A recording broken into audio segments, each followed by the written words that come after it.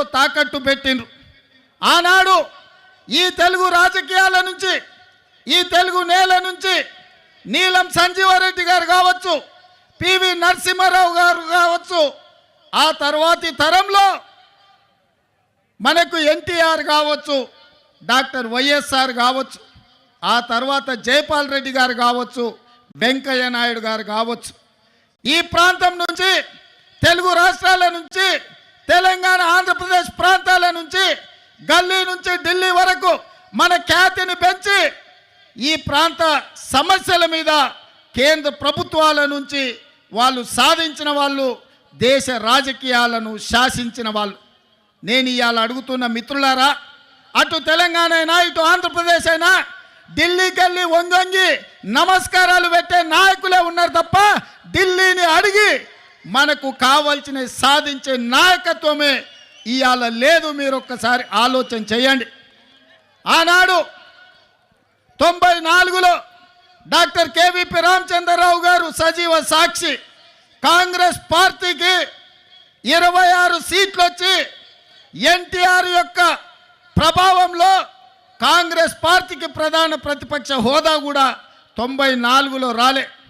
అప్పుడు ఢిల్లీ ఆలోచన చేసింది, ఇక ఆనాటి ఉమ్మడి ఆంధ్రప్రదేశ్లో పార్టీ బ్రతకాలన్నా, కార్యకర్తలకు అండగా నిలబడాలంటే ఒకే ఒక్క నాయకుడు వైఎస్ఆర్ చేతికి పగ్గాలు అప్పచెప్తే తప్పకుండా కాంగ్రెస్ పార్టీ కార్యకర్తలకు అండగా నిలబడతారని ఆనాడు వైఎస్ఆర్ను ఆంధ్రప్రదేశ్ కాంగ్రెస్ పార్టీ అధ్యక్షుడిగా నియమించారు. 26 సీట్లతో మొదలైన ప్రయాణం 99లో 90 సీట్లకు వచ్చింది. అధ్యక్షుడిగా ఉన్న రాజశేఖర రెడ్డి గారు ప్రధాన ప్రతిపక్ష నాయకుడిగా మారిండు. ప్రధాన ప్రతిపక్ష నాయకుడిగా మారి ప్రజల తరఫున ప్రశ్నించే గొంతుకై ఆనాటి ప్రభుత్వాల మీద పోరాటం చేసి ప్రజల తరఫున నిలబడి చేవెళ్ళ నుంచి ఇచ్చాపురం వరకు ఎర్రటెండలో వారు పాదయాత్ర చేసి వారి కాళ్ళకు బొగ్గలై అవి పగిలిన ముక్కవోని దీక్షతో ఎర్రటెండలో 105 డిగ్రీల జ్వరం వచ్చిన ప్రజల కోసం పాదయాత్ర చేసిండు.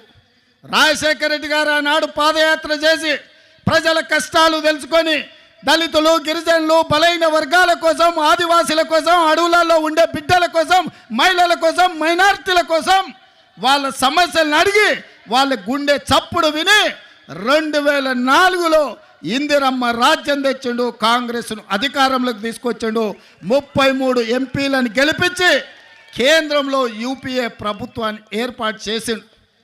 ఆనాడు కేంద్రంలో ప్రభుత్వం ఏర్పడ్డదంటే, ఆంధ్రప్రదేశ్లో అధికారంలోకి కాంగ్రెస్ వచ్చింది అంటే రాజశేఖర రెడ్డి గారు ముక్కవోని దీక్షతోటి ఆనాడు పోరాటం చేసిండు. ఆ పోరాటంలో కూడా కమ్యూనిస్టులు కలిసి వచ్చిండ్రు.